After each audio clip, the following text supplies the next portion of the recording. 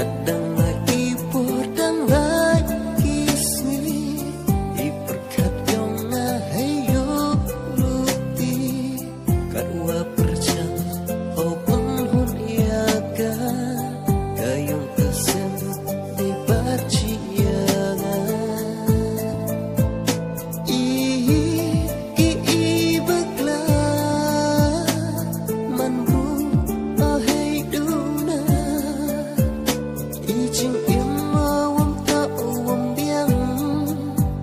Jawa kerun timun tidiam